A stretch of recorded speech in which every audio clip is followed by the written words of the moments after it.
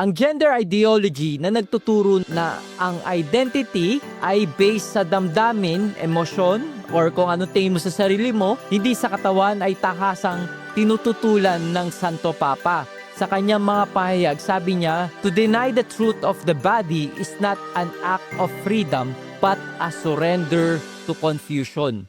Mga ka-faith, ngayong buwan ng Hunyo, habang maraming kultura ang nagsasabi na ito ay Pride Month, tayo bilang Katoliko ay may mas malalim na ipinagdiriwang tayo ngayong buwan ng June, ang buwan ng Sacred Heart of Jesus. Sa puso ni Kristo, natatagpuan ang tunay na pagmamahal, pag-ibig na hindi lang emosyon, kundi sakripisyo, katotohanan at kabanalan. Ngayong Pride Month, damang-dama natin ang pressure na tanggapin ang lahat ng klase ng lifestyle at ideology. Pero ang tanong, totoo ba silang nakakatulong sa tao o itinutulak tayo palayo sa disenyo ng Diyos? Kaya sa episode na ito, pag-uusapan natin ang mga turo ni Pope Leo XIV, ang bagong Santo Papa na sa kanyang unang mga pahayag ay matapang na nanindigan para sa katotohanan tungkol sa lalaki, babae at sakramento ng kasal. Sa isang verified homily ni Pope Leo XIV noong Jubilee for Families, Children, Grandparents and Elderly sa St. Peter's Square noong June 1, 2025, kanyang binigyang diin, man and woman are not interchangeable. They are distinct, equal in dignity, and created to love in a way that brings life to the world. Mga ka-faith, ang kasirian ay hindi social construct. Ayon sa simbahan, ito ay biological at moral truth. Sabi nga sa Catechism 2333 na everyone, man and woman, should acknowledge and accept his sexual identity. Hindi natin pwedeng i-redefine ang sarili nating pagkatao. Hindi natin pag-aari ang sarili natin. Tayo ay pag-aari ng Diyos na lumikha sa atin. Ang gender ideology na nagtuturo na ang identity ay based sa damdamin, emosyon, or kung ano tingin mo sa sarili mo, hindi sa katawan ay takasang tinututulan ng Santo Papa. Sa kanyang mga pahayag, sabi niya, to deny the truth of the body is not an act of freedom but a surrender to confusion. At totoo, mga ka-faith, maraming kabataan ang nalilito ngayon. Pero ang kaguluhang ito ay hindi galing sa Diyos. Sabi nga sa 1 Corinthians chapter 14 verse 33, for God is not a God of confusion but of peace. Alam naman natin kung saan galing yun, which is sa demonyo. Ang diablo, gusto niyang i-divide, gusto niyang i-confuse ka, right? Kaya ang dami-dami ng mga getong ideology ngayon. At ang kasal ay hindi iimbento ng kultura, ito ay sakramento. Sa parehong Jubilee event noong June 1, 2025, binigyan diin ni Pope Leo XIV ang tunay na kahulugan ng kasal. Marriage is not an ideal but the measure of true love between a man and a woman, a love that is total, faithful, and fruitful. Mga ka-faith, malinaw ang sinabi dito ni Pope Leo ng ating Santo Papa na ang kasal ay tipanan ng isang lalaki at isang babae. Hindi si Steve at si Adam, di ba? Hindi ang ng kahit sinong nagmamahalan lang. Hindi si Michelle at si Tracy.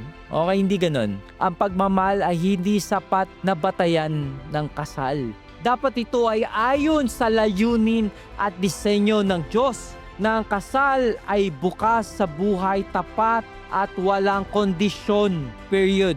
Ang Catechism 1601 ay nagsabi, the matrimonial covenant is by its nature order toward the good of the spouses and the procreation and education of offspring. Ang kasal, ang goal niyan, bakit a man and woman is for procreation, magparami. Paano ka magpaparami kung ang partner mo ay kapwa lalaki mo or kapwa babae mo?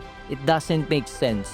Hindi pwedeng magkaroon ng tunay na kasal sa pagitan ng parehong kasarian dahil ito ay hindi bukas sa buhay at labag sa disenyo ng katawan. Sabi pa ni Pope Leo, to redefine marriage is not to expand it. It is to dismantle it. The family is the cradle of the future of humanity. Kaya ang pagtatanggol sa kasal ay hindi hate speech. Ito ay act of charity. Pope Leo XIV also remind us of our Christian duty to speak the truth in love. Sabi niya, Christian must never mock, hate, or reject person, but they must also never cooperate with lies that harm souls. Ito ang napakahalagang balance ng compassion and clarity.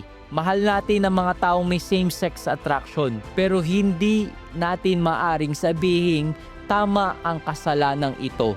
Tulad ng sabi ng Catechism 2358, they must be accepted with respect, compassion, and sensitivity, but the homosexual inclination is objectively disordered. Hindi natin sila tinutuligsa, pero hindi rin natin sila tinutulak sa kasalanan. Ang tunay na pag-ibig ay hindi tolerance lang, kundi truth that heals. Ngayong Pride Month, ang kultura ay nagsasabing dapat nating tanggapin ng lahat. Pero sinabi ni Pope Leo sa kanyang exhortation in Veritas in Caritate, silence in the face of moral confusion is not mercy, it is betrayal. Ngayong Hunyo, ipagdiwang natin hindi ang pride, kundi ang kababaang loob ng puso ni Jesus, yung Sacred Heart of Jesus. Ipagdiwang natin ang disenyo ng Diyos. Ang lalaki ay tinatawag na maging ama, tagapagtanggol, haligi ng pananampalataya. Ang babae